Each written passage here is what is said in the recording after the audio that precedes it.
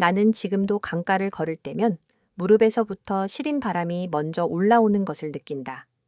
나이가 들수록 몸은 기억을 깊게 묻어두고 계절이 바뀔 때마다 그 기억이 스스로 고개를 든다. 겨울 강물은 겉으로 얼어붙어도 속으로는 쉼없이 흐르며 낮게 오래 사람 숨처럼 울었다. 그 낮은 울음 앞에서 나는 한 번의 인생을 건넜다. 남에게는 옛 이야기일지 몰라도 내게는 아직도 손끝이 저려오는 살아있는 하루였다. 내 어릴 적 집은 강가 자갈밭에서 서너 발짝 들어선 기와집이었다. 봄이면 버드나무가 연두를 펼치고 장독대 앞에 집게벌레가 나와 햇빛을 일궜다. 여름이면 아버지는 마루 끝에서 그물을 손질하고 어머니는 아궁이에 불을 지피며 메주덩기를 뒤집었다. 가을에는 장독 뚜껑을 열어 햇살을 들이고 말린 고추줄이 처매에 흔들렸다. 겨울이 오면 소미불을 햇볕에 말려 눅눅한 기운을 쫓았고 처마 끝 고드름이 대나무 젓가락처럼 길게 자랐다. 우리는 보리밥과 시래기국을 자주 먹었고 부침개에는 파보다 마늘을 아꼈다. 어머니는 늘 말했다. 손바느질이 가지런하면 그의 겨울 큰 병이 없다고. 나는 그 말이 반쯤 미신이고 반쯤 기도라는 것을 나중에야 알았다. 나는 강을 일찍 배웠다. 물을 건너는 법이 아니라 물 앞에서 서는 법을. 장마철이면 강은 하루에도 너비가 변했고 가뭄이면 바닥에 돌이 혀를 내밀 듯 드러났다. 어른들은 강물의 선을 손바닥으로 그려 보이며 말했다. 이 선을 넘지 마라. 발목이 먼저 잡히고 그 다음 마음이 잡힌다. 그 말은 물 이야기처럼 들렸지만 사람 살아가는 법에 대한 경계였다. 나는 그때는 몰랐다. 그저 여름에도 물가에 발을 담그면 발목이 저릿저릿해지는 것이 신기했다. 15에 학교를 그만두었다. 오라버니가 군에 가고 아버지가 추수 전날 허리를 삐끗했다. 허리는 겨울까지 낫지 않았고 노는 빚으로 메웠다. 중매쟁이가 늦어름에 3번이나 다녀갔다. 누렇게 마른 들기름 냄새가 뱀 봉투에 사탕을 넣어놓고 갔는데 나는 사탕 맛보다 봉투 냄새가 더 오래 남았다. 그 낯선 냄새처럼 내 앞날도 어지럽고 낯설었다. 혼인은 가을 김장을 앞두고 치렀다. 시댁은 강물을 따라 위쪽으로 한참 올라가야 닿는 마을에 있었다. 집은 단정했고 장독이 줄지어 서 있었다. 안차의 처에는 말린 생강과 대추가 달려 있었고 장독 사이사이로 고양이가 그림자처럼 지나다녔다. 나는 분홍 저고리에 군청치마를 입고 새 고무신을 신었다. 패백자리에서 시아버지는 도포끈을 한번 고쳐 잡더니 대추와 밤을 한 줌 우리 앞에 던졌다. 밤은 내 치마폭에 두세 알 담겼고 대추는 바닥을 톡톡 튕기다 멈췄다. 시어머니는 내 허리를 가볍게 당기며 속삭였다. 많이 받으렴. 많이 받아야 복이 들어온다. 그분의 숨결은 따뜻했지만 손목의 힘은 단단했다. 남편은 말수가 적었다. 눈빛은 맑았고 손이 컸다. 그는 봄엔 모를 심고 여름엔 김을 메고 가을엔 밤을 털었다. 겨울이면 창호지를 바르고 농기구를 고쳤다. 나는 새벽에 마당을 쓸고 장작을 바구니에 담아 아궁이 옆에 놓았다. 해가 오르면 장독대에서 된장을 푼 국을 끓이고 무와 두부를 넣었다. 아주 추운 날엔 마늘을 넉넉히 넣어 속을 데웠다. 동네 안악들은 김장철이면 서로 집을 돌며 배추를 다듬고 봄이면 배틀 앞에 앉았다. 나도 모시를 고르고 시실에 숨을 고르게 불어넣었다. 직조의 모서리가 곧게 나올수록 내 마음도 반듯해지는 것 같았다. 결혼 초 우리의 사이는 조용했다. 서로를 잘 모르는 두 사람이 같은 이불 속에서 겨울을 나는 방법은 서로의 숨을 듣는 것이었다. 나는 그의 어깨에 앉은 먼지를 털어주었고 그는 닭장 문을 다시 달아주었다. 때로는 한밤중에 보리차를 덮여와 내 손에 쥐어주었다. 우리는 아주 천천히 익어갔다. 그러나 느릿한 익음 사이로는 말이 먼저 익어버리기도 한다. 그해 겨울, 강은 유난히 일찍 얼었다. 산자락에서 내려온 바람이 물 위를 갈라 달 밝은 밤이면 얼음판이 유리처럼 빛났다. 그 즈음 나는 강가에서 어린 시절 친구를 우연히 만났다. 시장에서 물건을 이고 내려오던 길이었다. 그는 먼 외지로 나가 철을 팔고 장작을 사 오는 일을 한다며 안부를 물었다. 우리는 오래 서 있지 않았다. 말도 길지 않았다. 다만 강물의 숨을 함께 듣다가 헤어졌다. 눈발이 흩어지던 그 밤, 우리의 말없는 만남을 누군가 보았고 다음 날 아침 마을은 내 이름을 낮게 불렀다. 젊은 며느리가 강가에서 남정네와 있었다지. 말은 눈송이처럼 쌓였고 눈처럼 녹지 않았다. 시어머니의 얼굴은 단단해졌다. 그분은 좋아하는 찻잔을 두 손으로 빙글빙글 돌리다가 내게 고개를 들었다. 말이 돌기 전에 막아야지. 네가 현실을 아나 모르나. 나는 무릎을 꿇었다. 말은 입에서 입으로 건너가며 모양을 바꾸었다. 서로 눈을 피하던 사람들도 둘러앉으면 눈이 밝아졌다. 한낮에도 차가운 기운이 도는 마루에서 나는 몸을 잔뜩 웅크렸다. 며칠 뒤 마을 큰어른이 말했다. 소문이 진실이 아니라면 그걸 보여야지. 말은 말로 못 이긴다. 누군가 덧붙였다. 옛 풍습대로 겨울 강을 건너면 된다. 의심이 크면 차가운 물을 2번 건너는 법. 그 말은 내겐 처음 듣는 풍습이었다. 우리 집안에 전해지는 일도 아니었다. 그러나 마을이 그렇다 하면 그 말이 곧 옛 풍습이 되는 것이었다. 남편은 침묵했다. 그 침묵은 내가 알던 그의 침묵과 달랐다. 밤이 깊자 그는 마루 끝에 앉아 담배를 피웠다. 나는 방문을 살짝 열고 그의 등을 보았다. 등은 앞쪽으로 기울어져 있었다. 그 기울기에 내가 앉을 자리가 있는지 아니면 이미 밀려난 것인지 가늠할 수 없었다. 해가 기울 무렵 사람들은 강가로 모였다. 하늘은 연철 같은 빛이었다. 얼음은 가장자리만 얇게 얼었고 중간에 검은 물은 숨을 쉬듯 들끓었다. 큰어른이 말했다. 물로 들어가 맞은편 모래톱까지 걸어가거라. 돌다리는 밟지 말고 고무신을 벗고 치마를 올리고. 내 앞에 얼음이 낮게 빛났다. 나는 왜, 누가, 무엇 때문에 이 일을 시키는지 끝내 이해하지 못했다. 다만 한 가지는 알았다. 내가 물에 들어가지 않으면 내 삶은 다른 방식으로 부서질 것이라는 것. 나는 치맛자락을 올리고 고무신을 벗었다. 발바닥이 얼음에 닿자 독한 냉기가 발목을 물었다. 숨이 바로 가슴에 걸렸다. 나는 발자국을 만들었다. 1발, 2발. 물이 금세 무릎을 꿰찼다. 바람이 얼굴을 때렸다. 어떤 여자는 2손을 입에 대고 신음을 흘렸고 누군가는 침 삼키는 소리를 냈다. 중간쯤 가서 발이 미끄러졌다. 나는 본능적으로 2팔을 벌려 균형을 잡았다. 물이 허벅지까지 올라왔다. 그 순간 내 머릿속이 오히려 맑아졌다.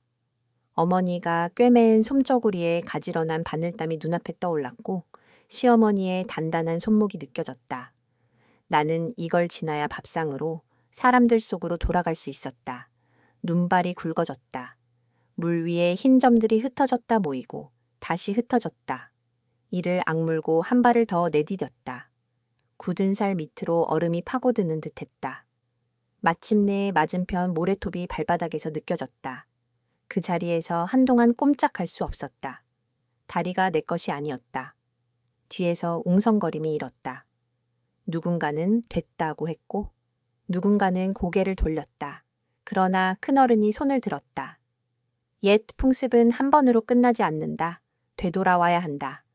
그 말의 비정함을 그때 처음 선명하게 들었다. 남편의 얼굴은 나에게 닿지 않았고 강 한가운데를 보고 있었다. 나는 몸을 돌렸다. 돌아오는 길은 더 느렸다. 발을 떼는 즉시 감각이 사라졌다. 무릎이 2번 꺾일 뻔했고 3번째엔 거의 엎어질 뻔했다.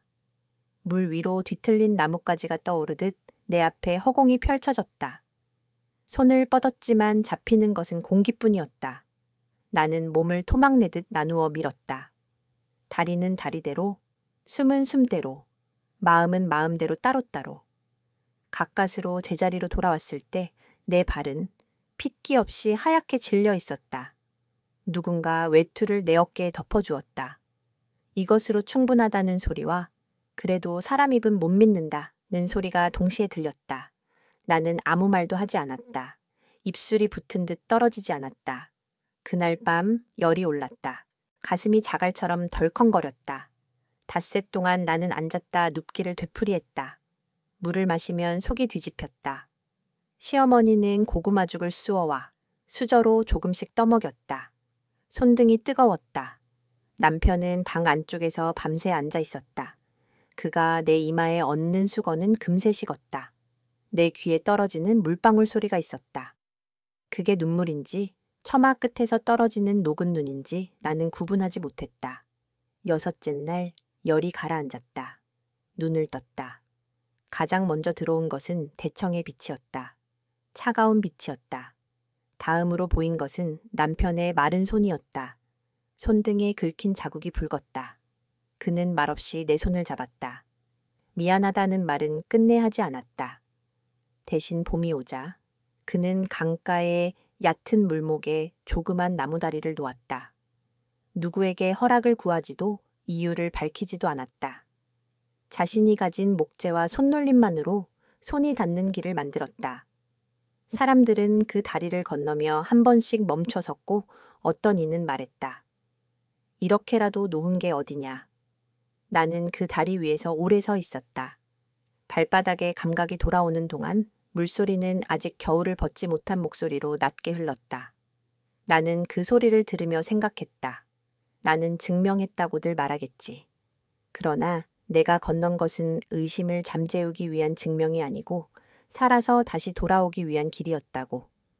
남의 안심을 위해 내 몸을 거기에 내놓았으되 돌아온 내 발은 내 식탁으로, 내 방으로, 내 하루를 향해 걷고 있었다고. 그의 봄은 유난히 늦게 따뜻해졌다. 마당의 매화가 한 번에 터지지 않고 며칠 강역으로 간신히 맺혔다. 나는 자꾸만 발을 힐끗 내려다보았다. 핏기가 돌아오다가도 아침엔 다시 하얘졌다. 저녁이면 무릎이 욱신거렸다. 시어머니는 아무 말 없이 방을 닫고 이불을 털고 내 머리맡에 따뜻한 물병을 올려놓았다. 그분의 손길에서 나를 강으로 몰아넣던 단단함과 나를 방으로 끌어당기는 온기가 동시에 느껴졌다. 대문 밖에서는 누군가의 소공어림이 아직 가시지 않았지만 사랑채 안쪽에서는 조용히 밥이 익고 있었다.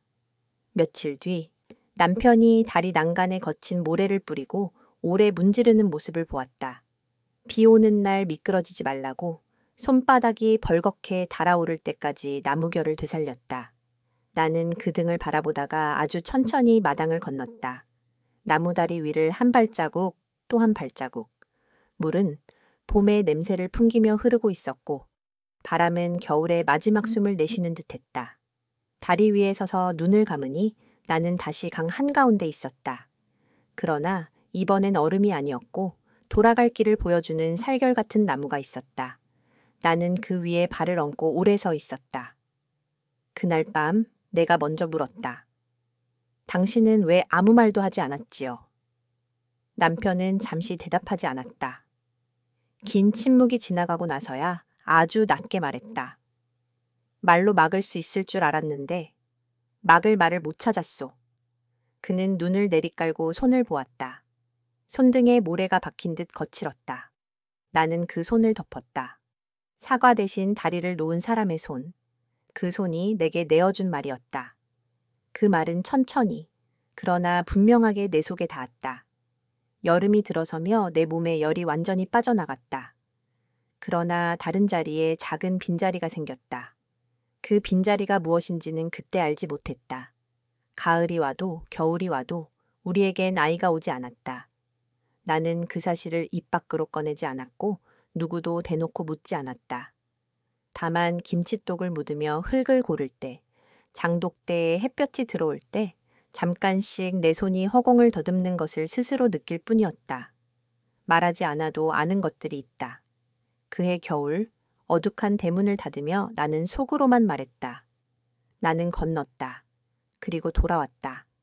내가 잃은 것은 내 몸이 헤아리는 만큼만 두자. 그 다음 해의 이야기, 사람들의 변한 눈길, 우리 사이에 생긴 작은 균열과 다시 메운 흔적들, 아이 대신 들어온 인연과 세월의 변색에 대해서는 아마 다음 장에서 천천히 말해야 할 것이다. 지금은 다만 나무다리 위에 남은 내 발자국 하나만을 마음에 올려둔다. 얼음 위의 발자국은 물이 삼켜버리지만 나무 위의 발자국은 시간이 천천히 닦아낸다. 닦여도 그 위를 오가는 발의 기억은 남는다. 그리고 그 기억이 우리를 다음 계절로 데려간다. 다음 해 봄, 강가에 버드나무가 새 잎을 터뜨릴 즈음 우리 집의 숨도 다시 길어졌다. 눈발 속에서 알아누웠던 시간은 뒤쪽으로 밀려나고 장독대는 햇볕을 받으며 살을 데웠다. 그러나 몸 어딘가에는 여전히 얼음물의 기억이 살얼음처럼 깔려 있었다. 무릎이 빨리 접히지 않았고 새벽에 일어날 때면 잠깐 숨이 막히곤 했다. 나는 일어선 자리에서 두 손을 비벼 옹기를 만들고 마당을 쓸며 마음속 말을 천천히 눌러 적었다. 나는 돌아왔다. 그 말은 누구에게 보이기 위한 문장이 아니라 내 속에서만 읽히는 작은 기도와 같았다. 봄이 깊어갈 무렵 남편의 사촌 동생이 산비탈에서 미끄러져 세상을 떴다. 장례가 채 끝나기도 전에 그 집에는 얇은 울음이 끊이지 않았다. 어린 딸아이 하나가 남았다. 시댁 어른들은 우리 부부에게 아이를 맡아 달라 했다. 한동안 아무 말도 하지 않던 남편이 먼저 고개를 끄덕였다.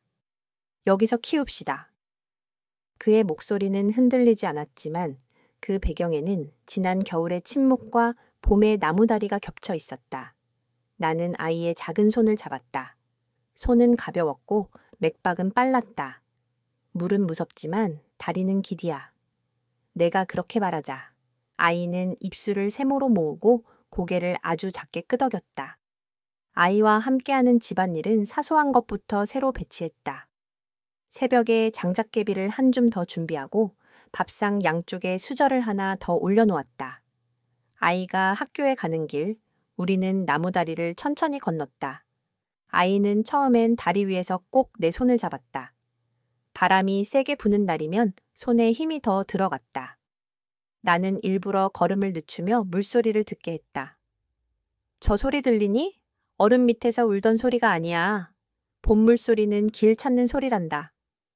아이는 눈을 크게 뜨고 강을 내려다보았다. 물살이 자갈을 쓰다듬는 소리가 발바닥을 간지렸다. 주변의 계절은 우리를 기다려주지 않았다. 모내기, 김매기, 장마, 추수, 김장, 동지팥죽.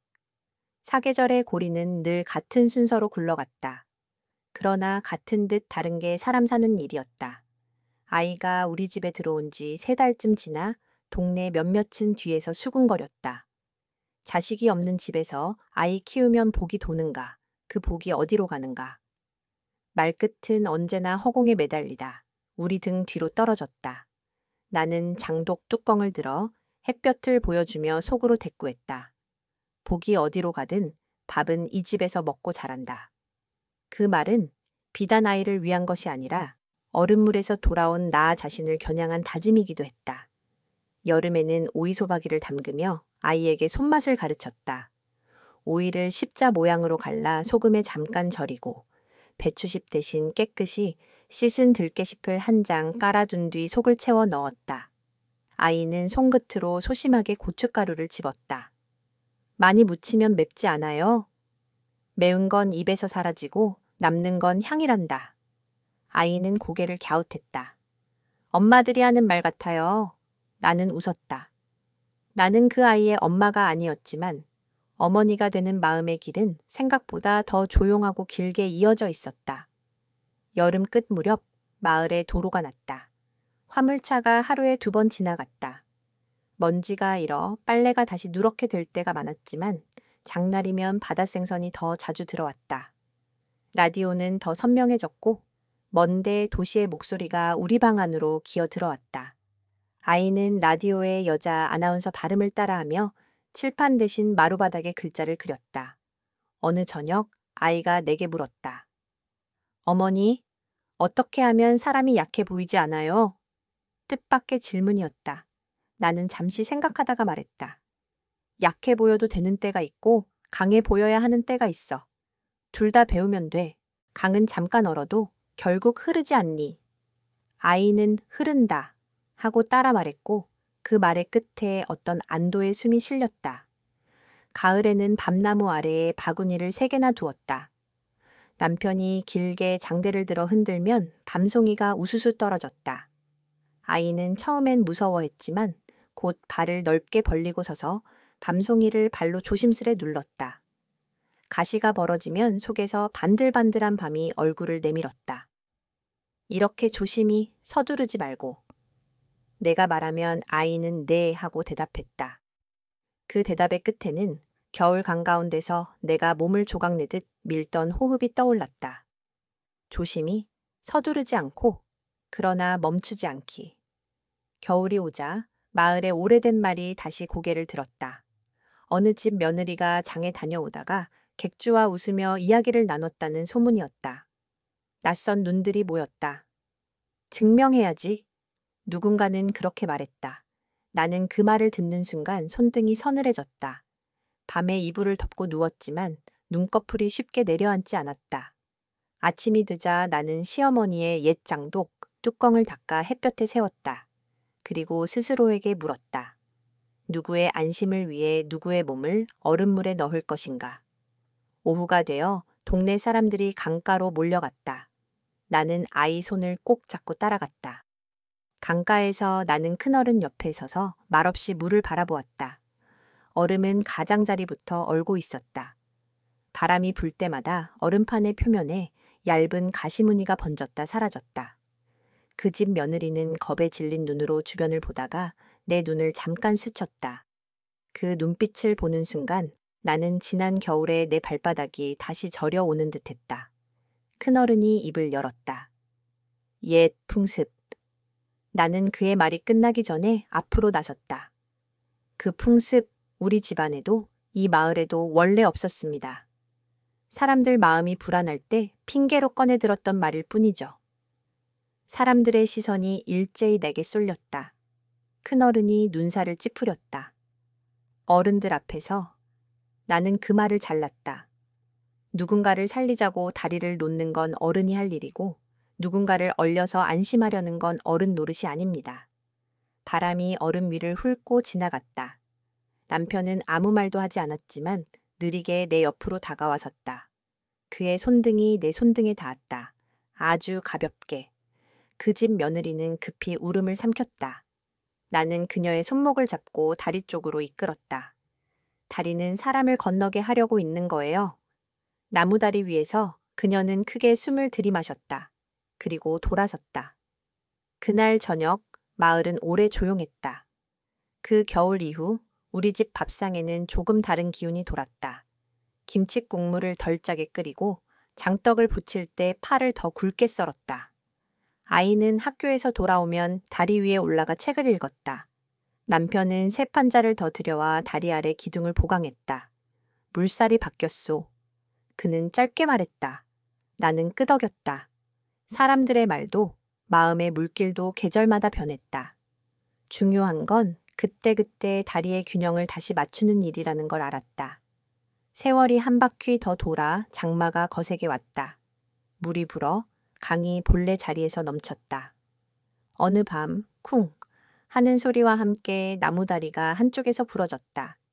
우리는 새벽에 우비를 걸치고 강가로 달려갔다. 물살이 흙을 잡아 뜯어내며 황토물을 일으켰다. 아이가 내 팔을 잡았다. 어머니, 다리가. 말끝이 떨렸다. 남편이 잠깐 물러서서 숨을 고른 다음 한쪽 기둥을 로프로 묶었다. 이웃 두어 명도 갑자기 나타나 어깨를 거들었다. 비가 얼굴을 때렸다. 사람의 손을 빌린 다리는 그날 밤 끝내 완전히 무너지지 않았다. 새벽이 되어 비가 잦아들자 남편은 젖은 나무결을 쓰다듬으며 말했다. 다시 해야겠소. 더 단단히. 나는 젖은 앞자락을 쥐고 서서 우리가 그 장마를 건너는 방법을 보았다. 물이 늘 이기는 듯 보여도 사람은 다시 놓는다. 그게 살아가는 법이었다. 장마가 지나고 가을이 깊어졌을 때 시어머니가 앓기 시작했다. 처음엔 손가락 마디가 붓는 정도였지만 서리가 내릴 무렵에는 숨이 가빠졌다. 우리는 방안을 따뜻하게 두고 발 아래에 따끈한 돌을 넣었다.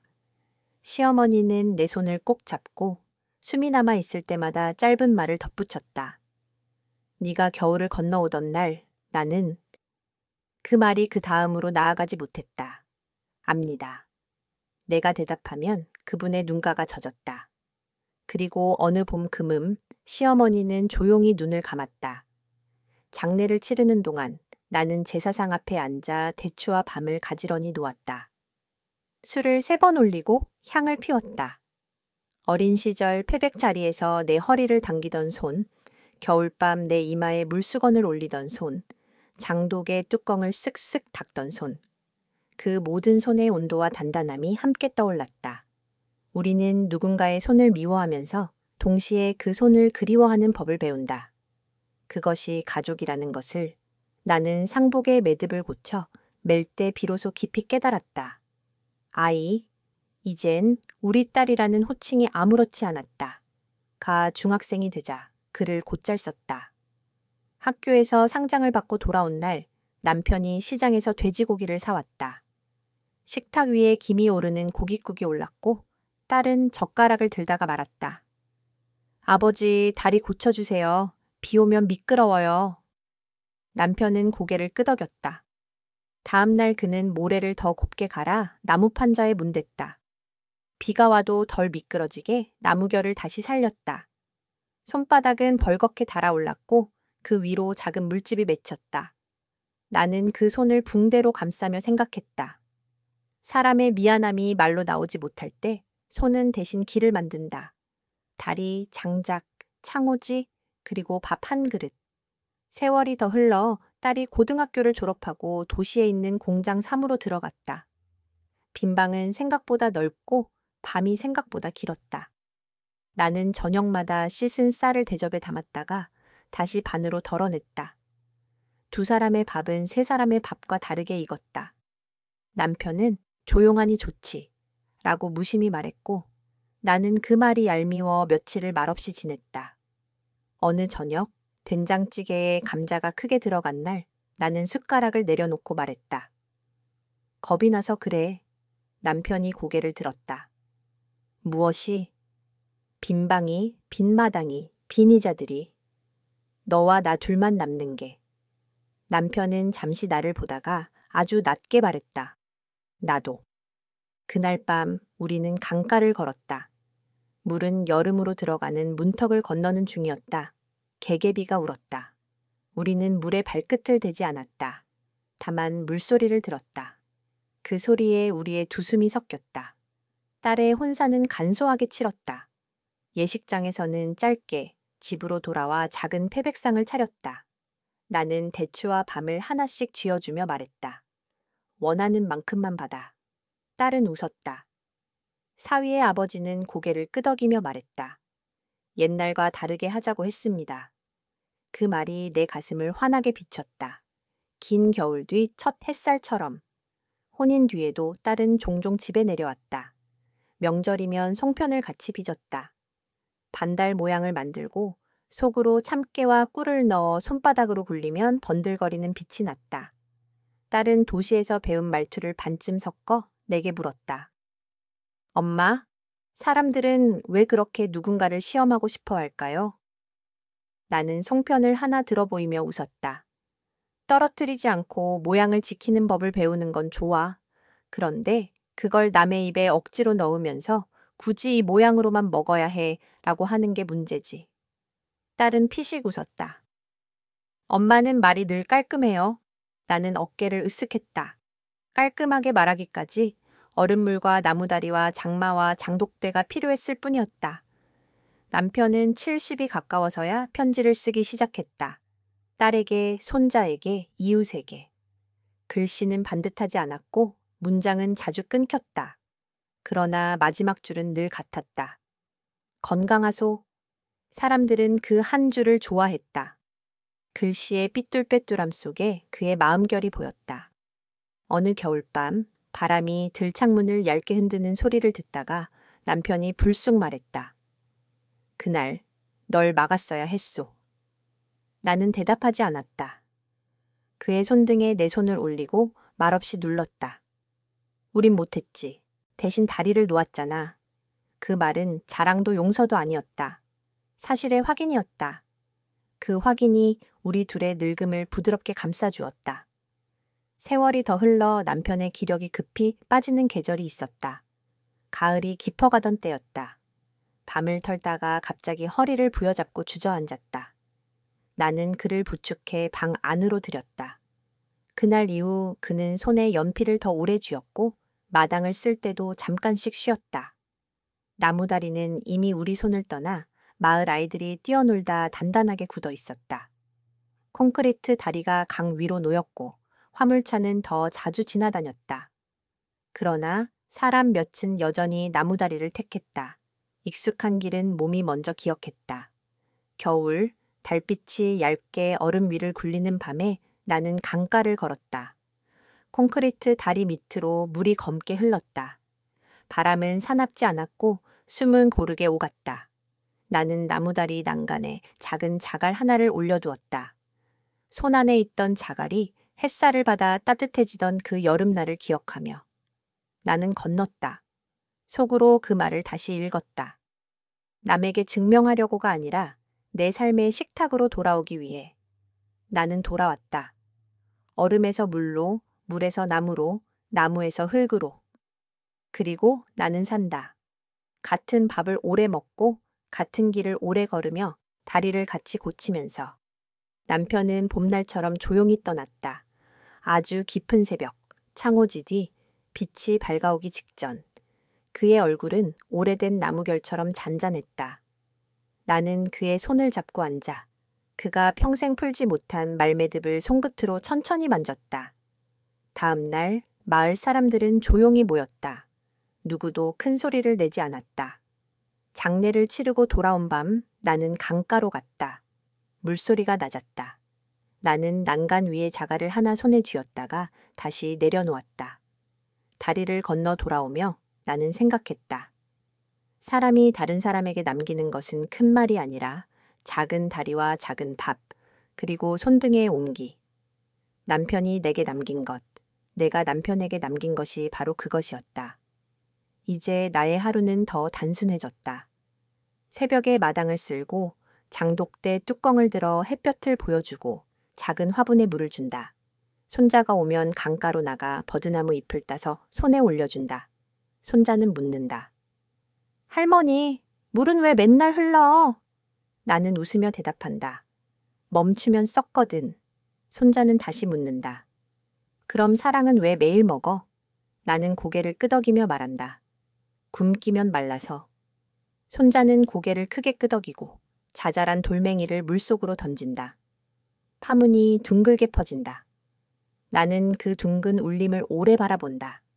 얼음 위를 걷던 내 발자국이 물에 삼켜졌던 그날과는 다르게 이제는 파문이 스스로 잦아든다. 누군가를 시험하려는 손길이 닿기 전에 스스로 가라앉는 법을 배운 물처럼. 때때로 나는 겨울강에 대해 다시 묻는다. 그날의 나는 왜 들어갔나? 답은 달라지지 않는다. 들어가지 않으면 내 삶이 다른 방식으로 부서질 것 같아서. 그리고 또 묻는다. 다시 그런 일이 온다면? 이제 나는 나무다리를 더 넓히고 더 많은 손을 불러 모아 물목을 바꾸겠다고 말한다. 옛 풍습이라는 이름으로 사람을 얼리는 일을 막겠다고 말한다. 우리는 그렇게 조금씩 배웠다. 얼음 위를 걷는 용기보다 얼음이 오지 않도록 불을 더하는 지혜를. 증명하는 사랑보다 같이 살면서 매일 확인되는 사랑을. 명절이 돌아오면 나는 소박하게 제상을 차린다. 대추와 밤을 올리고 제사 초에 불을 붙인다. 그리고 남편이 마지막 줄에 늘 썼던 그 말을 내 입으로 읊조린다.